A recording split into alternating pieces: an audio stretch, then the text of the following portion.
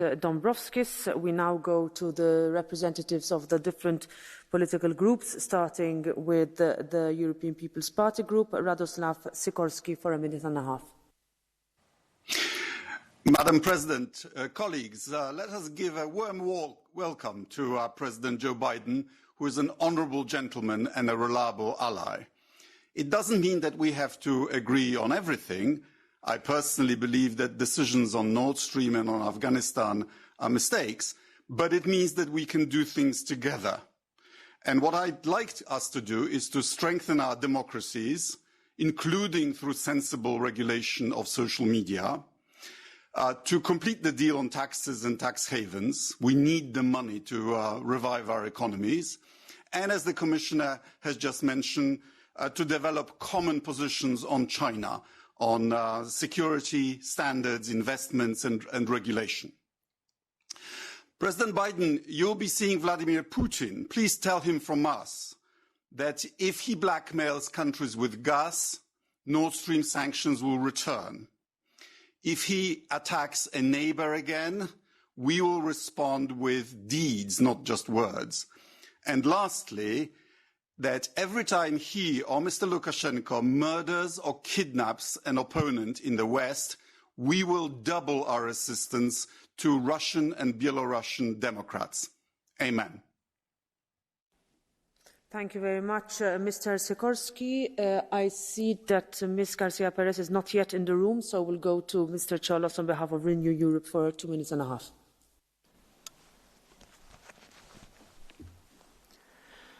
Merci, Madame la Présidente, Madame la Ministre, Monsieur le Vice-président de la Commission. Je suis content de... Thank you. I'm delighted to see life return to normal. Multilateralism works through in-person summits and meetings. So the G7 in-person meeting will be a wonderful opportunity. 3 key messages for me today.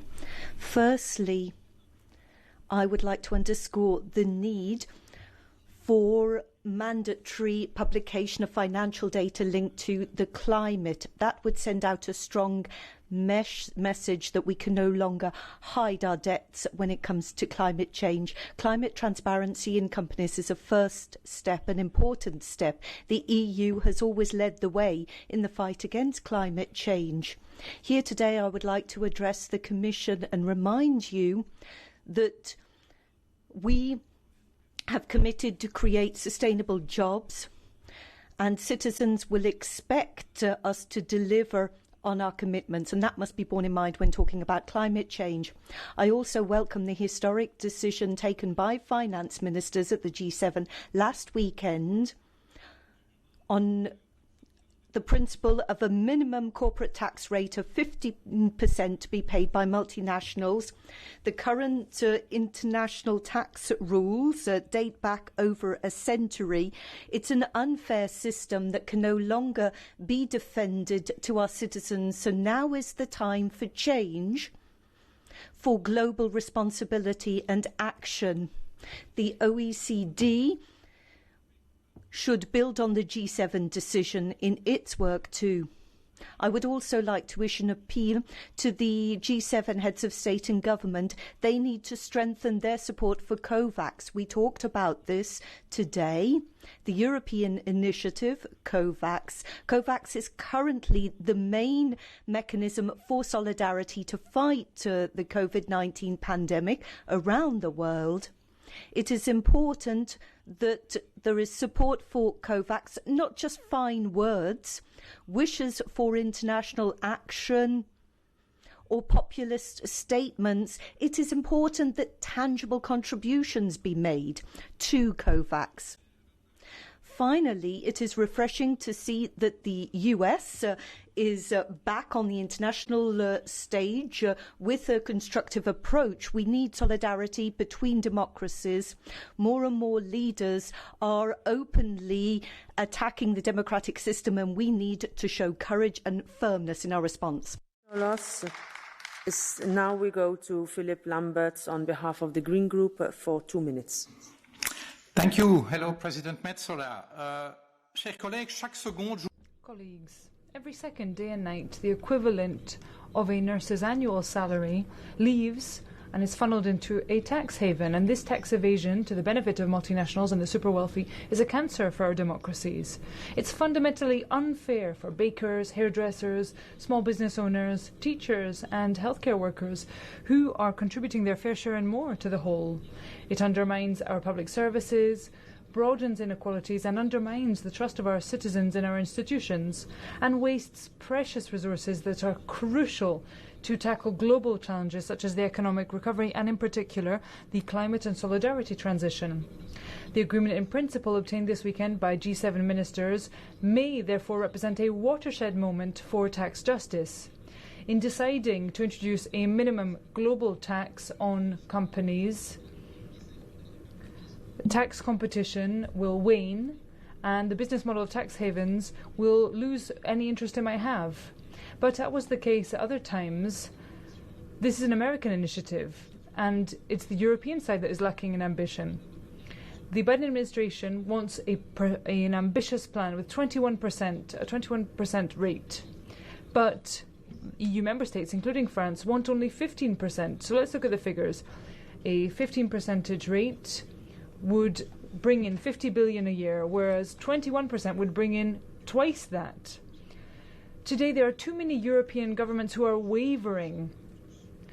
They've got this fake trickle, they're still sticking to this fake idea of trickle-down economics. We need to make policy for the general public and not for the happy few. I'm happy that multilateralism has had a fresh start, but we need to take action. On climate, Europe is leading the charge, and the US administration ought to make a tangible commitment. On tax, it's the other way around, and we need to ensure that we're ever more ambitious. Now I give the floor on behalf of the ID group to Marco Zanni for 2 minutes. Grazie mille, Presidente. Thank you very much, President Mazzola. Thank you, Mr. Dombrovskis. And I'd like to thank the Portuguese presidency as well. The next G7 is a wonderful opportunity for the European Union, an opportunity to listen, to learn, to analyze some of the terrible strategic errors that have been made on a number of key issues. It's an opportunity to correct and learn for the future. Now, as concerns the UK and our relations with the UK, our relations, of course, very, very important, and we have a lot to learn as well from our relations with the UK, from the UK as well. It is the country which emerged stronger and healthier from this pandemic. Economy is fine. The pandemic situation, very, very fortunate indeed, the developments, and the vaccination campaign extremely successful. So I think it's important for us to make a proper peace with the UK and learn quite a bit. It's important for us to renew this cooperation with a country for us, which is strategically extremely important. Now, also our relations with the United States. And there as well, we have a lot to learn from this administration there, particularly from those who are progressive there. There's a lot to learn indeed.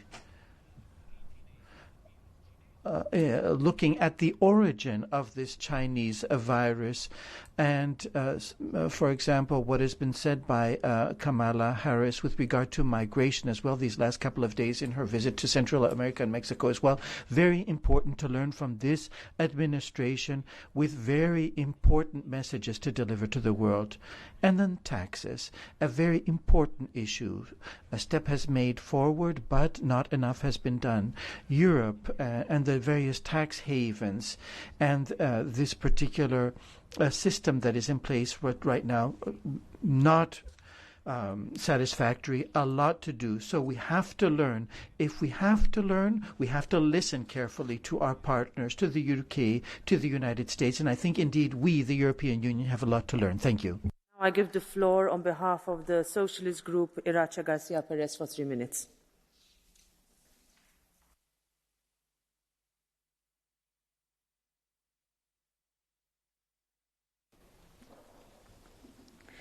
Gracias, Presidenta. Thank you very much, President, and thank you for giving me the floor. And I'm sorry, I'm a little bit late. Now, 80 years ago, Altiero Spinelli, in one of his declarations, he said that with the major industrial complex that exists, that it's necessary to establish proper working conditions for workers. And with the pandemic right now, indeed, we see that it is a problem, but a solution has been found. We have been found and we have a lot to learn, of course. We have to survive, of course, and we will survive. We have to maintain democracy with as far as the 15% tax rate that multinational corporations pay. That is the beginning of a new type of tax justice. And Altieri was referring to this particular justice at that time, many, many years ago. So the founding fathers of the United States as well emphasized the necessity to protect the impoverished, to help the poor, and to create democracy on that particular foundation. So the moment has come to establish a global agreement within the G7. This agreement on taxation is totally unprecedented. And of course, the cooperation and the system that will have to be created to crystallize all of this will be extremely important to protect. It's very important for us to use this on our continent.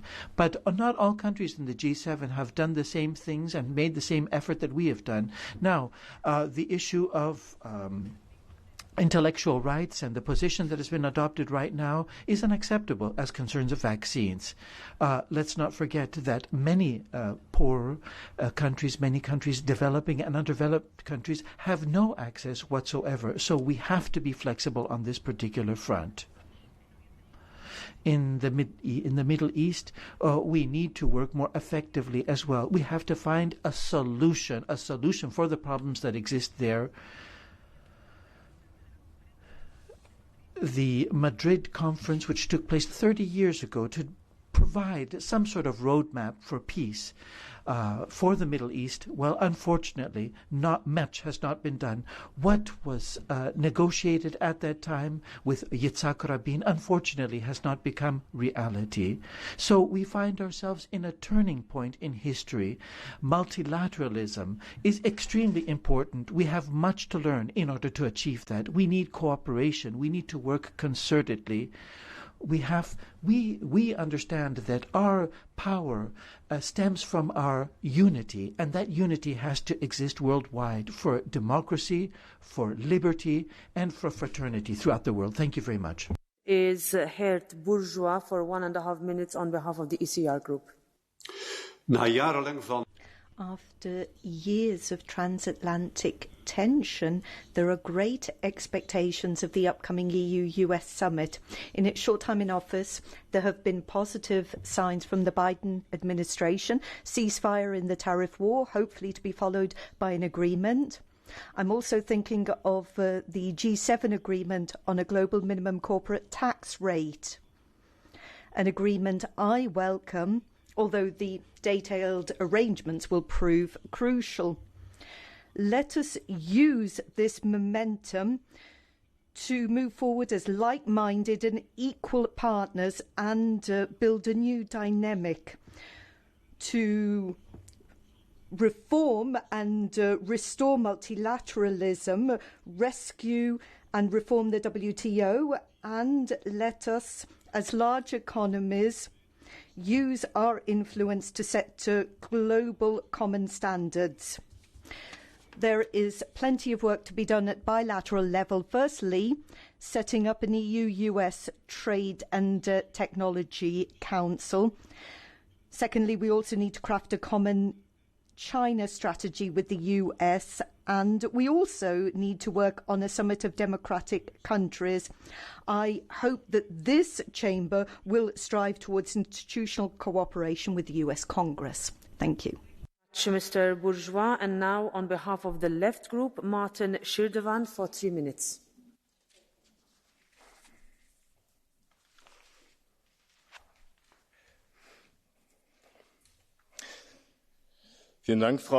Thank you, President.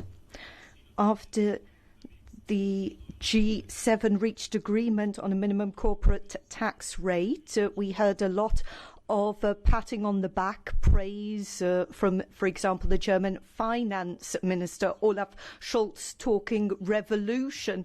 Now, in the 70s, the average OECD corporate tax rate was 45%. 50 years later, we've seen disastrous dumping and competition, and the lowest tax rates, or the tax rates tend to be around 25%.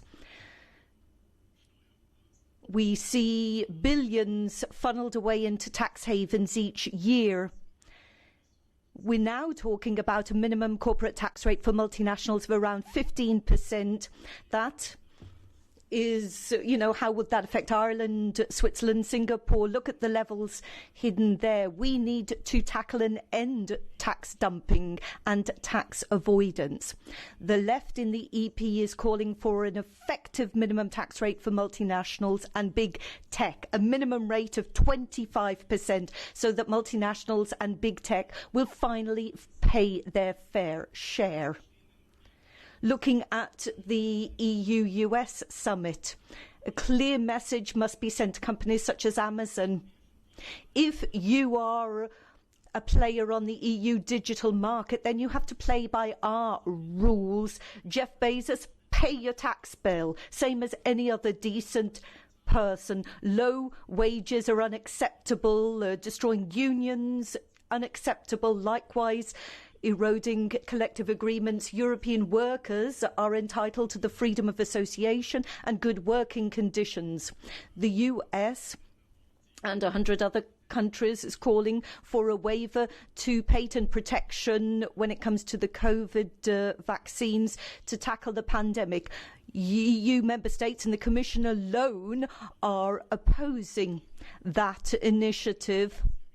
Global health protection would appear to be less important to them than the profits of big pharma. I hope that Joe Biden will talk sense into you and convince you to give up your stance. Now, many Europeans see the growing tension between China and the US and are concerned about that. We don't want to see further dangerous tensions escalating when it comes to Russia. Freedom in Europe means no new Cold War.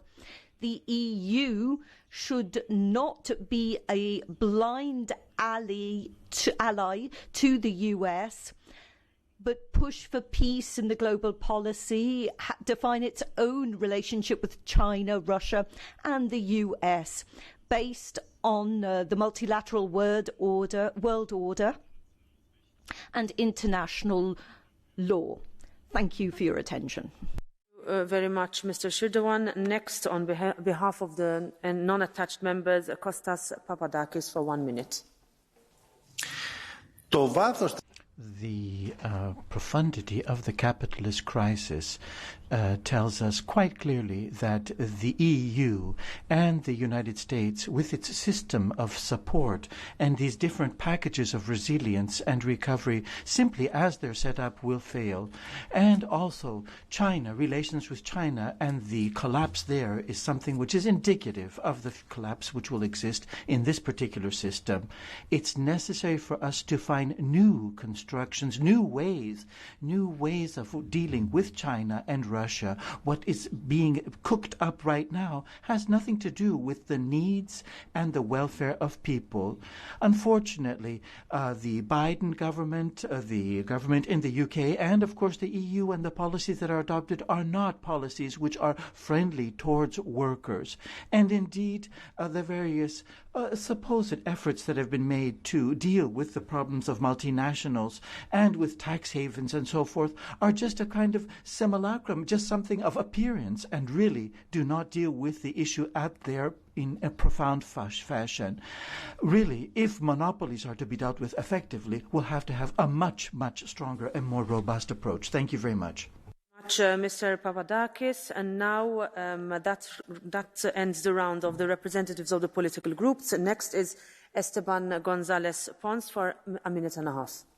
Queridos colegas, Honourable members, everything is globalised except for politics, economics, culture, social relations, even diseases, crises, all have gone global. Likewise, lies, but not when it comes to politics or democratic principles such as equality, freedom. No. The paradox is that we are seeing less space for politics despite the fact that we are growing closer. We're seeing political nationalism in globalization. It's easier to open a current account in any country around the world than to vote in national elections from abroad.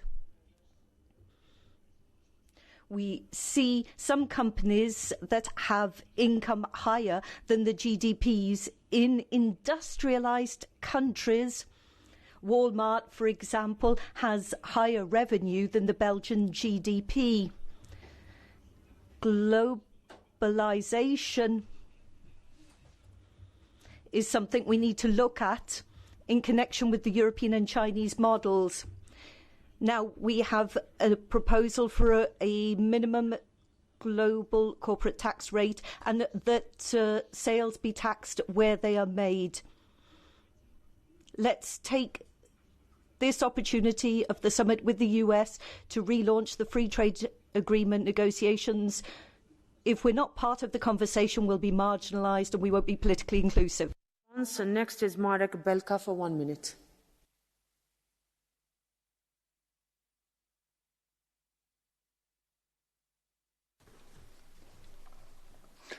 Thank you, Chair. The pandemic has hit our economies hard. The upcoming G7 summit will also discuss a global recovery response. Everybody should play their part. And yet, there are some that do not pay their fair share in this struggle. As last week's agreement of G7 finance ministers shows that citizens' disapproval for tax bailouts for corporations has been heard. I welcome the deal. However, I hope that the G7 summit will bring us even more ambitious solutions. Still, we are far from a done deal. Are we sure that all EU countries will adopt this deal when their competitive advantage is a tax rate lower than the one proposed?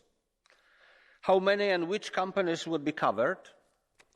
This House gives the Commission a clear mandate to act tough on tax fairness and transparency during the G7 summit. We are not ready to make nice with crooks and tax havens, especially now. Thank you. Thank you very much, Mr. Belka. Next is Hilde Woutmans for 1 minute.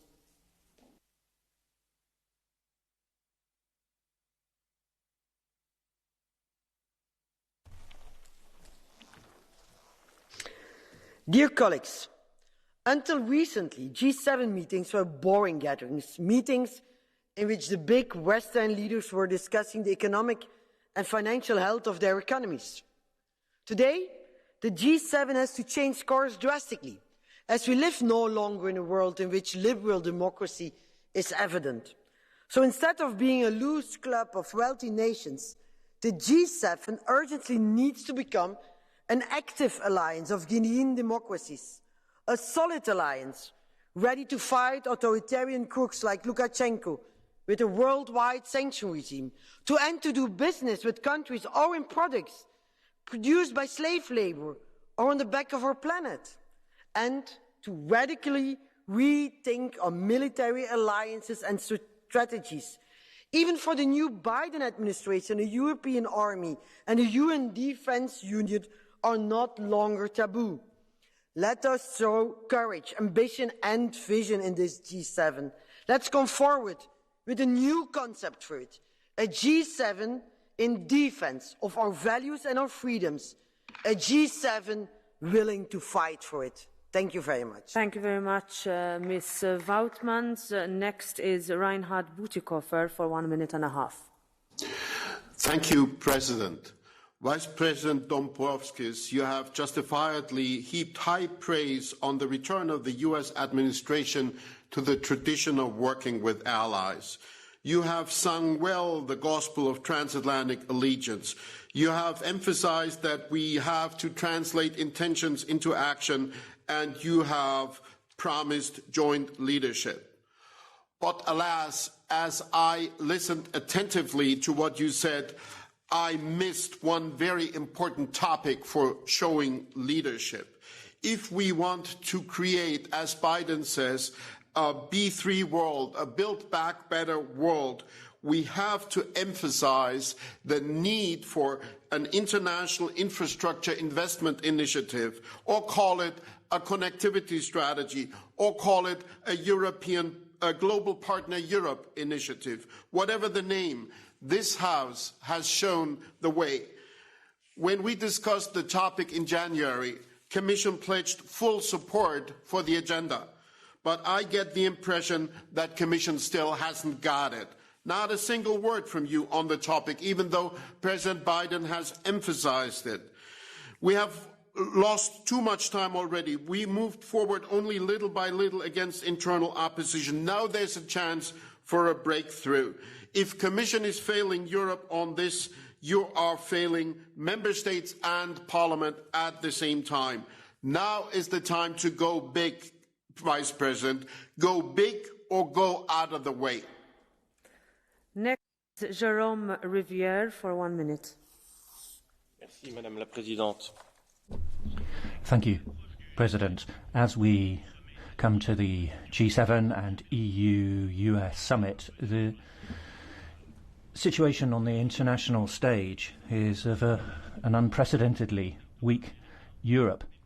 US protectorate not adapted to the challenges of the time, although the US will remain allies and friends. This submission and the anti-Russian sentiment of the US does not tally with the geographical and economic realities that should lead us to greater cooperation. If the EU is to be an international interlocutor, when member states have such different interests, is utopian, or worse, a historical tragedy. The nations of Europe come together as an institution, but France has a place at the Security Council of the UN, is a nuclear power, needs to have global policy. Member states should not disappear. We need to keep our sovereignty in an area as important as diplomacy. Thank you very much. And next is Chiara Gemma for 1 minute. Thank you, President. The two main topics for the G7 have something in common. Vaccines and taxes for multinationals are both areas where millions of citizens need the few to step up to the plate and do something for the many. Biden proposes 21% for multinationals, and Europe says no, only 15%, because Europe is scared of its own tax havens. We need to remove intellectual property protection for vaccines, but Europe has said no to that too, because it's scared of big pharma. It is our concern that Europe may turn into the guardian of patents, rather than standing up for democracy and social justice around the world. The countries of Europe are in G7 needs to think about the common interests of the world. The world is looking